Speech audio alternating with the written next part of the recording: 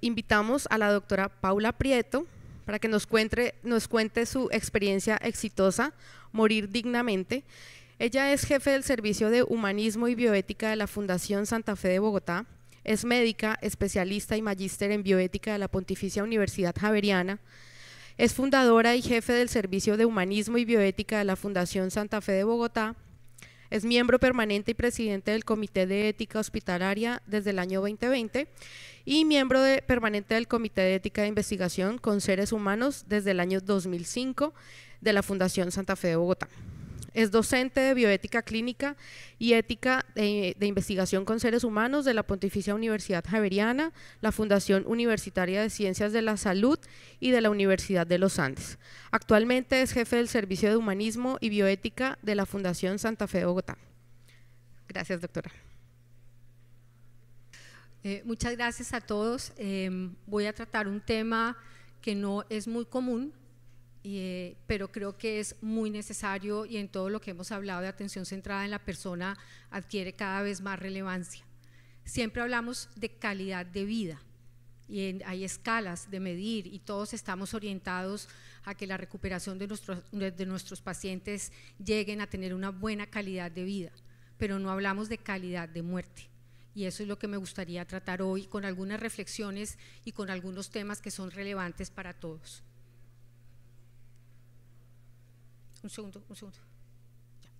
Esto sería lo que me gustaría abordar hoy, más que como tema específico, como una serie de reflexiones alrededor del tema del final de la vida, teniendo un contexto histórico primero de lo que ha sido el concepto de muerte a lo largo de los siglos, que no ha sido el mismo.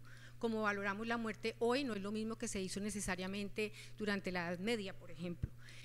¿Cuál es la calidad de muerte en el hospital? ¿Qué dice la literatura alrededor de esos temas que nos gustaría a todos tener en un momento dado de final de vida? Y por último, compartir con ustedes una experiencia que para nosotros ha sido muy gratificante, poder acompañar a nuestros pacientes en escenarios de final de vida, y es el programa de acompañamiento de la Fundación Santa Fe de Bogotá. ¿Cuál ha sido entonces las distintas visiones de la muerte en las distintas culturas, pero sobre todo en Occidente a lo largo de los siglos? Inicialmente se consideraba que la muerte ha tenido un concepto distinto y en múltiples culturas les han dado significados diferentes, porque todos estamos enfrentados a algo que no sabemos qué va a pasar, pero que es inevitable. Eso nos ha llevado a tener que en esa época histórica la muerte se consideraba como algo natural, que se esperaba en todos los sitios y en todas las familias, porque no teníamos la medicina que tenemos hoy, ni teníamos la tecnología, y ocurría a cualquier edad. Luego era un tema común del que se hablaba y se esperaba además con unos ritos adecuados. En la Edad Media no nos interesaba o no se interesaba en esconder, como se hace ahora, la muerte, sino por el contrario se tenía todo como parte de la cultura y se asumía con muchísima naturalidad. Igualmente existían hospitales donde las personas iban a fallecer y cada hospital tenía unos propios ritos y unos comportamientos adecuados alrededor de la muerte. ¿Qué pasa en el romanticismo, siglo XIX, principios del siglo XX? Ya se deja de dar importancia o se le da más importancia a los deudos y al lugar donde iban a fallecer, y como empieza a aparecer todo lo que es algunas técnicas y algunos abordajes de la medicina un poco más sofisticados, por decir algo, entonces se empieza a perder esa familiaridad con la muerte. Ya no es lo que se esperaba sin ninguna restricción como lo vimos al principio. Eso también nos lleva a que en la modernidad empecemos a evitar esas emociones que producía la muerte y a evitar esa presencia de la muerte porque buscábamos un ideal de vida, un ideal en donde queríamos o buscábamos la felicidad a toda costa, y se rechaza o se empieza a rechazar ese proceso de muerte. Eso nos lleva a que, a pesar de que se llevaban los pacientes a morir dentro del hospital en sitios específicos, generalmente no se hablaba o no se empieza a hablar de la muerte como lo tenemos hoy, que es un tema tabú y es un tema que en realidad no abordamos. Entonces ya no se muere en la casa acompañados por los allegados, por sus familiares, sino se empieza a morir en los hospitales. Hace más o menos 70 años, un 75% de las muertes ocurría a nivel de las casas y ya no es esa la realidad. Los hospitales entonces empiezan a garantizar unos cuidados que no se pueden hacer en las casas y se transformaron en los sitios para fallecer. estos sitios en donde se pierden algunos de esos, digamos, ritos de luto y ritos de duelo que se tenían antes, porque además es un sitio que tiene la técnica y que tiene los escenarios para que los pacientes fallezcan en un sitio más controlados, o sea, se medicaliza la muerte. Lo que antes ocurría en las casas de manera natural, se esperaba y que todos acompañábamos ese proceso, resulta que ahora se hace en el hospital, en un entorno médico. Y se hospitalizan muchas veces por largas estancias, aun si sus familiares, aun si sus seres queridos, y fallecen muchas de esas veces con unos tratamientos, dada la técnica que tenemos hoy, innecesarios en algunas circunstancias.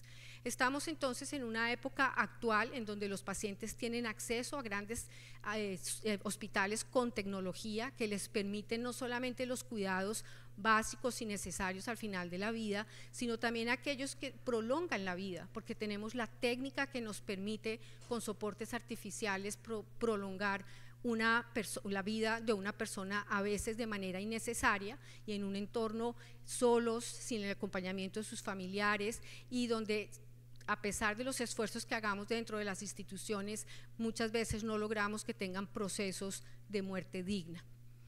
Entonces, quiero hacer con lo vivido, porque parte de mi trabajo es acompañar pacientes al final de la vida, hacer algunas reflexiones que me gustaría ir dejando poco a poco en la presentación. Creo que todos como seres humanos deberíamos enfrentar la muerte como un proceso inevitable, que hace parte de la vida, y no hablamos de eso. Nunca hablamos en general, no digo nunca, pero en general no hablamos de nuestros deseos, de nuestras angustias de final de vida, ni les preguntamos como médicos a nuestros pacientes esos deseos de final de vida.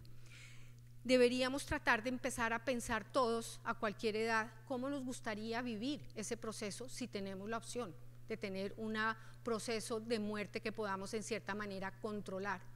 Y sobre todo comentar de esos deseos y de esas preferencias con nuestros médicos, con nuestras familias, de manera que conozcan cuáles son esas preferencias y deseos al llegar al final de la vida. Queremos fallecer en el hospital, en la casa, en un hospicio, quienes queremos que nos acompañen, que estén alrededor nuestro, y de esa manera tener lo que quiero abordar hoy, una calidad de muerte.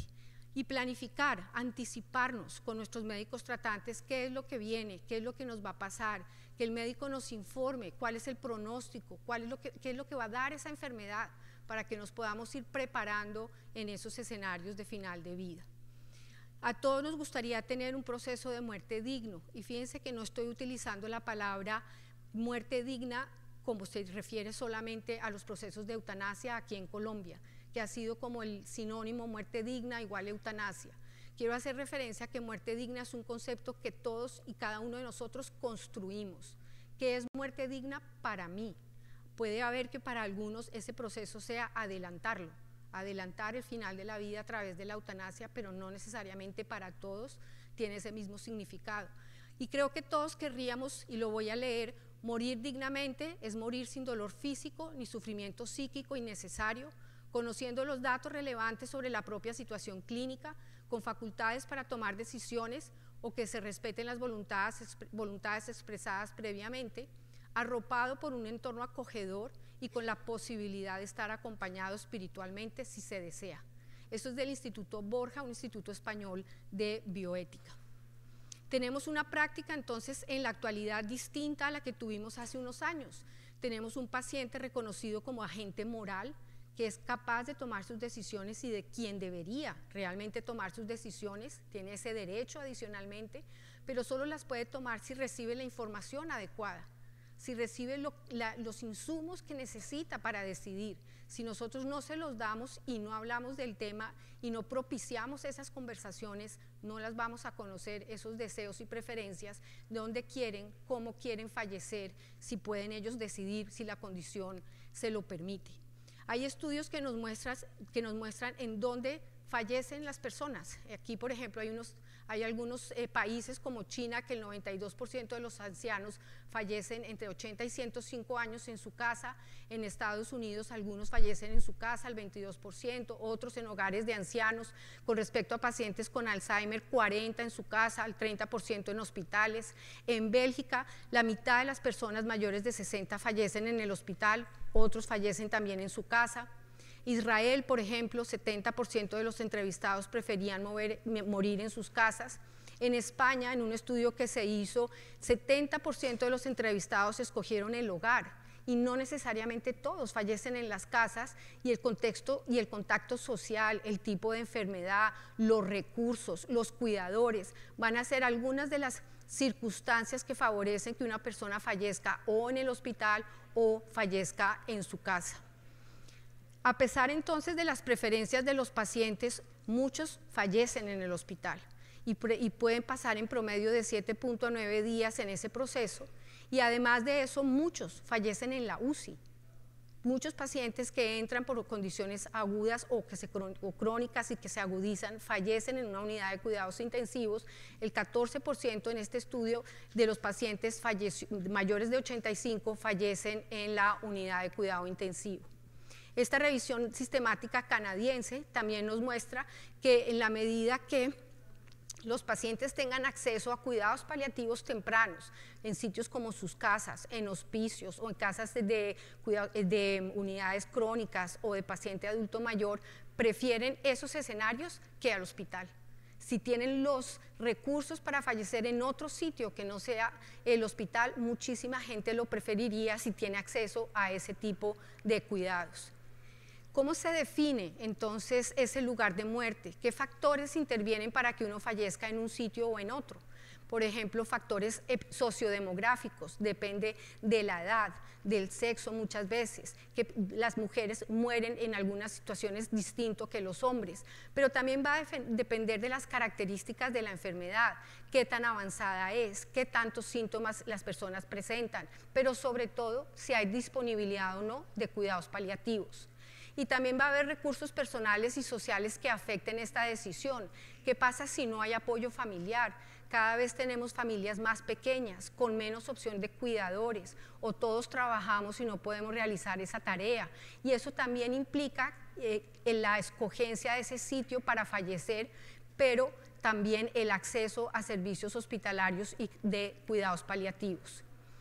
Como hemos visto, cuidados paliativos domiciliarios o escasos o de mala calidad va a influir en el sitio donde las personas deciden ir a fallecer y el tipo de enfermedad que se padezca, o el susto o la angustia que puedan generar algunos síntomas que no se preparan a los familiares para enfrentarlos, si van a convulsionar, si van a sangrar, si van a tener delirium, si van a tener muchísimo dolor. Si no hay continuidad en el cuidado, eso genera muchísima angustia para las personas, pero también hay una diferencia que a veces no evaluamos. Una cosa es pasar un tiempo con una enfermedad terminal en el hospital y otra cosa es fallecer en el hospital, porque uno podría propiciar que ese fallecimiento que ya es inminente se haga en la casa de los pacientes. Entonces la muerte en el hospital va a depender, como estoy diciendo, de los síntomas que se presenten, de la cantidad de profesionales de cuidados paliativos que puedan hacer ese cuidado domiciliario, que la persona se deteriore o no rápidamente, que haya urgencias que puedan controlar o no, pero en general también se ve que los pacientes no quieren ser una carga para sus familiares. Enfermos crónicos con una enfermedad de mucha duración también saben que sus seres queridos están desgastados, cansados, y muchas veces optan por esta opción para pasar sus últimos días. La medicación en el hospital además se administra de forma más segura, precisa, a tiempo, hay un control más efectivo de síntomas, hay una comunicación permanente con los grupos tratantes y tienen acceso a otras opciones como sedación paliativa, que si no hay un grupo especializado de cuidados paliativos domiciliario sería muy difícil de establecer en la casa. Si esto es así, y si los pacientes, como creo que todas las instituciones que están aquí presentes lo han vivido, fallecen en los hospitales, ¿qué podríamos hacer nosotros como profesionales de la salud para tratar de garantizar en lo posible que tengan los cuidados que todos quisiéramos para tener un proceso de muerte digna, de acuerdo con nuestros deseos y con nuestras preferencias? Si este proceso se inicia, por ejemplo, en la unidad de cuidado intensivo, en la medida que un paciente que se hospitaliza, a quien se les hacen reuniones frecuentes, permanentes inicialmente, para establecer metas de tratamiento, ¿qué pasa si ese proceso de muerte se inicia ahí porque el paciente se complica? si hemos tenido reuniones previas, si hemos hablado del tema con los grupos tratantes, es más fácil tener esa reorientación del esfuerzo terapéutico a medidas de confort. Si hemos hecho reuniones frecuentes con las familias, si hemos tratado de tomar decisiones compartidas en todo ese proceso para establecer un plan terapéutico, se va a lograr identificar en la mayoría de los casos, si lo hacemos correctamente, cuáles son las preferencias, los deseos y las creencias de estos pacientes. De manera que ese tránsito desde lo curativo al cuidado del paciente se puede dar con más facilidad, y ese cuidado paliativo se puede iniciar en las unidades de cuidado intensivo. Ese cuidado lo pueden brindar o los mismos especialistas, los mismos intensivistas, con las herramientas necesarias para ofrecer cuidado paliativo de calidad, o con grupos tratantes, cotratantes que ingresen a la unidad, mientras que podemos hacer el tránsito, si se puede, a la habitación para que el paciente fallezca en una habitación acompañado por su familia. Estos son los pasos que podríamos seguir en un hospital en la medida que identifiquemos que esos son los pacientes que van a fallecer, reconociendo ese final, reorientando todo el esfuerzo al control de síntomas para tener un acompañamiento más cercano, buscando acuerdos con las familias, metas terapéuticas adecuadas con las familias. ¿Qué vamos a retirar si tienen soportes vitales? ¿En qué orden? Vamos a retirar, por ejemplo, el respirador. Podemos hacer una extubación paliativa y permitir que el paciente fallezca porque ya la meta del respirador ya no se cumple, ya no está siendo un tratamiento útil, sino por el contrario es un tratamiento fútil, y de esta forma involucrar a la familia en ese plan de cuidados. Tomar estas decisiones de manera compartida, como lo vimos en una presentación anterior, es un ideal de cuidado. Es un ideal en donde entramos a participar los grupos tratantes con el conocimiento tecnocientífico, médico, y con los pacientes que pueden participar o sus familias para tomar las mejores decisiones alrededor de la calidad de muerte, sedación terminal, recibir qué tratamientos o cuáles no, cuáles son desproporcionados, hay órdenes de no reanimación, todas esas decisiones a lo largo del final de vida que son necesarios tomar, y algunas de ellas van a estar orientadas a acelerar el proceso de la muerte, o sea, ante solicitudes de eutanasia.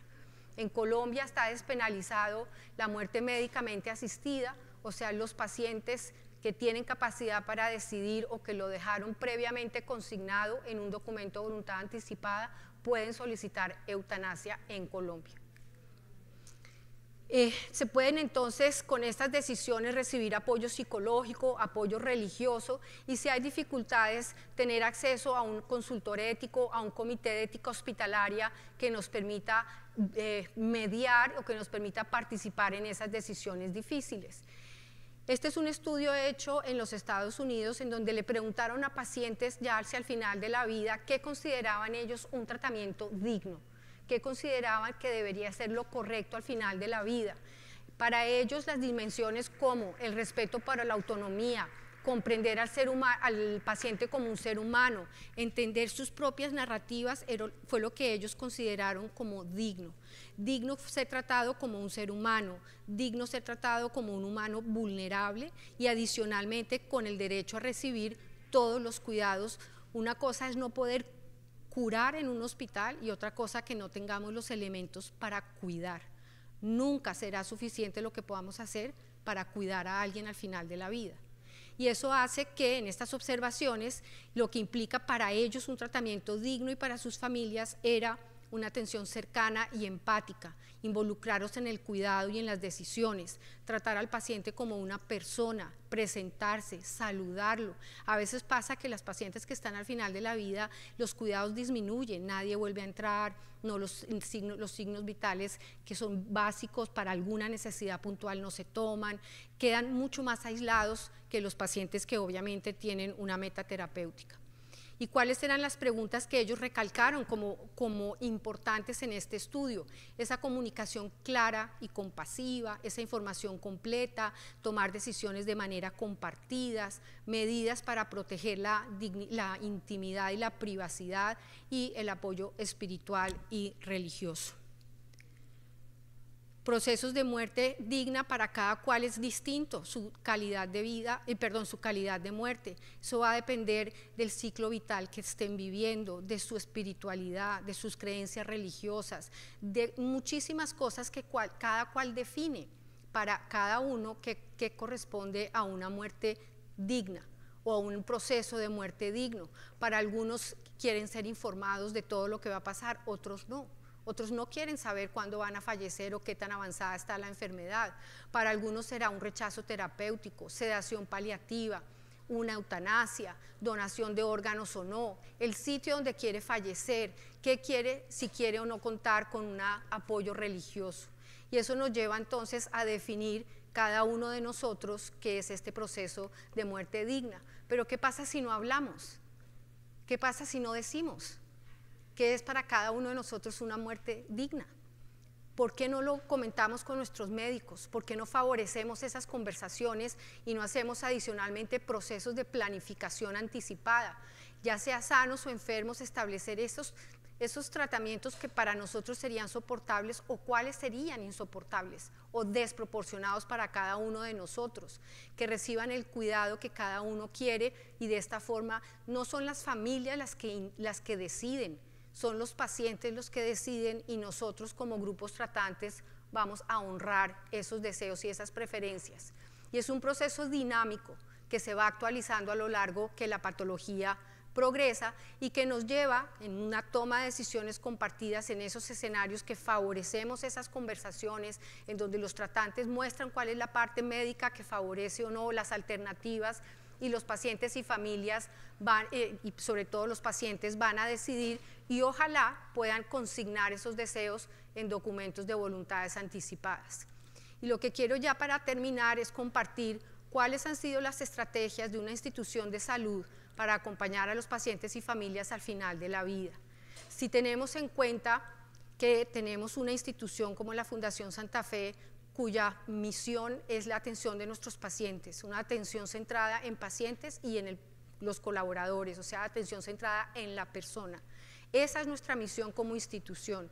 Si tenemos eso en mente, pues construimos no solamente desde el área de humanismo y bioética, sino con la parte administrativa y sobre todo con la subdirección de servicio, un programa de acompañamiento al final de la vida. En este programa de acompañamiento al final de la vida, lo que pretendemos es acompañar de manera temprana e interdisciplinaria a los pacientes que están viviendo este proceso de final de vida en nuestro hospital con una atención humanizada, compasiva y respetuosa. Este alcance del programa al final de la vida no es solamente para el Hospital Universitario Fundación Santa Fe de Bogotá, sino para el Instituto de Cáncer, que está cerca a la Fundación también. Tiene 3 estrategias establecidas y que se desarrollan entre todo un grupo alrededor del tema, no solamente, como digo, el grupo clínico, sino también las áreas administrativas, y teniendo además un marco institucional que nos respalda, que es la política de acompañamiento al final de la vida. Este programa lo que hace es llevar a la práctica lo que dice la política, en donde no quede en un papel, sino que se hagan las tareas que ahí están reconocidas como indispensables dentro de la institución. Acompañamos entonces desde el punto de vista ético y humano, proveemos un ambiente cálido y compasivo y procuramos que llegue a un proceso de muerte digna, y adicionalmente desarrollamos procesos educativos alrededor del tema. En este escenario, las intervenciones que se hacen desde el Servicio de Humanismo y Bioética en situaciones difíciles, propiciamos interconsultas, revistas a las áreas más difíciles de atención, como las unidades de cuidado intensivo, cuidados paliativos, de manera que en los sitios donde hay dificultades en las decisiones podemos participar como consultores, como mediadores, propiciamos juntas, reuniones con familias, de manera que podamos llegar a acuerdos en los mejores escenarios de final de vida y garantizar de esta forma que se respetan los deseos y solicitudes de los pacientes, incluyendo solicitudes de eutanasia. Adicionalmente, con un ambiente cálido y compasivo, participan todas estas instancias dentro de la institución para acompañar a nuestros pacientes y familias, de manera que podamos garantizar en cierta manera este proceso. La psicóloga de gestión social hace interconsultas durante el día, acompañando estos procesos que se le avisan que están en final de vida. Ella identifica a las familias, se presenta, nos dice, ya, hasta aquí llegué. No, pero ya voy a acabar. Quedé un poco angustiada con el pito. Se hacen unas interconsultas en donde ella define qué tipo de duelo está pasando esa familia, si es un duelo adaptativo, un duelo patológico, y remite inmediatamente a salud mental, pero además acompaña, como les voy a mostrar, toda la parte administrativa al final de la vida. Identificamos esos pacientes con estos habladores en las puertas como un imán, en donde se avisa que esta persona está en proceso de final de vida o ya ha fallecido, para que el resto del hospital, de los miembros del hospital, no entren de manera innecesaria. Tenemos otras estrategias que, si bien son para todo el hospital en final de vida, adquieren algunas de ellas relevancia. Luego estamos en procesos de acompañamiento con musicoterapia, tenemos el programa de atención amigable con la infancia, nuestro programa de mascotas se inició para pacientes al final de la vida y ahora también está para pacientes de larga estancia, y nuestro programa de espiritualidad voluntariado. Cuando fallece el paciente hay un acompañamiento en la parte administrativa, la persona se identifica con la familia, hace toda la ayuda de los trámites administrativos de la funeraria y solo termina su acción y su acompañamiento con el egreso del cuerpo, de manera que entrega en el proceso de atención toda la guía de cómo va a ser ese proceso administrativo, cómo se puede hacer el certificado de función, cómo pueden solicitar la historia clínica, si es el caso de una autopsia, y como les digo, termina el acompañamiento con la entrega del cuerpo. Hay otras herramientas como cajitas de colores que nos ayudan para el duelo, en el caso de los adultos, o caja de recuerdos en el duelo perinatal. Esto se acompaña y se potencia con el programa de acompañamiento espiritual. Si bien es un hospital laico, no confesional, reconocemos las necesidades espirituales de nuestros pacientes. Tenemos un espacio físico que no es un oratorio o una iglesia, es un espacio de reflexión, de manera que todas las confesiones puedan estar ahí, puedan tener un sitio donde reunirse con su familia o hacer una oración, pero obviamente al ser una población mayoritariamente católica, se celebra misa en ese espacio, se hace también la lectura, el rezo del rosario y otras actividades religiosas. Hay distintas estrategias de identificación, se hacen rondas de los aliados de experiencia para saber quién quiere ese apoyo espiritual. Enfermería también pacta esas preferencias y esos deseos. El grupo tratante avisa si alguien está ya en final de vida. Nosotros desde Bioética, en las rondas, en las revistas, en las interconsultas, podemos avisar de los pacientes que están también al final de vida, y el voluntariado y lo que pida directamente el paciente o su familia. Tenemos estas actividades religiosas también, sobre todo para los católicos, que es la mayoría de nuestra población. Y esto ha generado desde el año 2020 muchísimos temas educativos alrededor de la vida, acompañamiento del duelo, cómo dar una mala noticia, eso fue virtualmente. Cada vez tenemos más temas en cursos virtuales o actividades por Facebook de información, de educación. Duelo gestacional y perinatal ha sido una estrategia que iniciamos hace 2 o 3 años para acompañar esta población, con reuniones también presenciales o híbridas, publicaciones alrededor del tema para acompañar a estas familias en duelo cuidado paliativo perinatal y duelo gestacional.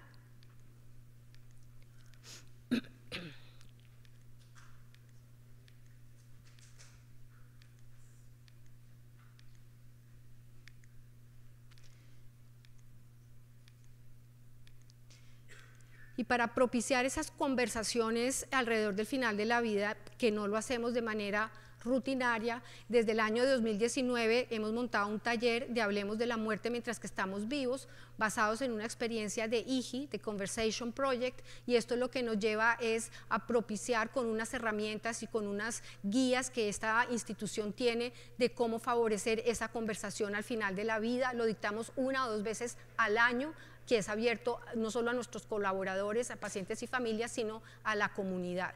Y este último es un acompañamiento que estamos haciendo con los capellanes de instituciones religiosas, personas religiosas, encuentros para tener temas en común, vocabulario común en escenarios de final de vida, reconociendo que la mayor parte de nuestra población es católica. Unos indicadores rápidamente: cobertura de acompañamientos, tiempos administrativos y porcentaje de satisfacción de las familias. Medimos esa cobertura dentro del hospital, o sea, todos los pacientes, como ustedes ven, el 98, 97% se acompañan al final de la vida. Igualmente medimos el tiempo administrativo desde que el paciente fallece, cuánto se demora para que se entreguen los datos al médico, cuánto se demora el certificado de función, hasta que se entrega el paz y salvo y la familia puede salir con el cuerpo de su familiar. Una meta de 4 horas, el promedio que tenemos en este semestre ha sido de 3 horas y 24 minutos. Y además la satisfacción de pacientes y familias en temas relevantes como si tuvieron una compañía empática, si tuvo todo el acompañamiento necesario administrativo hasta la entrega del cuerpo y si lo apoyaron en el proceso del duelo. Termino entonces con esto. Creo que recibir cuidados paliativos de calidad es un derecho. En Colombia adicionalmente está reglamentado con la ley Consuelo Devis Saavedra, en donde además nos dicen la importancia de respetar las decisiones de los pacientes y familias. Eso nos va a hacer que tengamos cuidados paliativos de calidad desde el inicio de una condición grave que se agudiza o una enfermedad crónica, y de esa manera poder tomar decisiones a lo largo de la ruta de enfermedad. Es importante que hagamos planificaciones anticipadas y voluntades anticipadas para dejar escritos nuestros deseos y nuestras preferencias.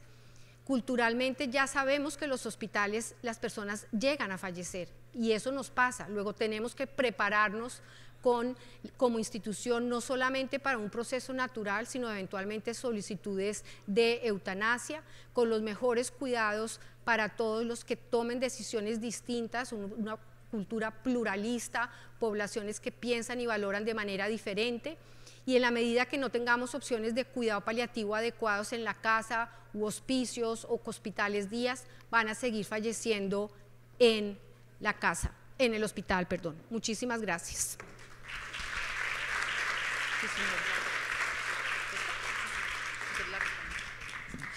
Bueno, doctora Prieto, muchas gracias. Vamos a hacer una pregunta que hay del público.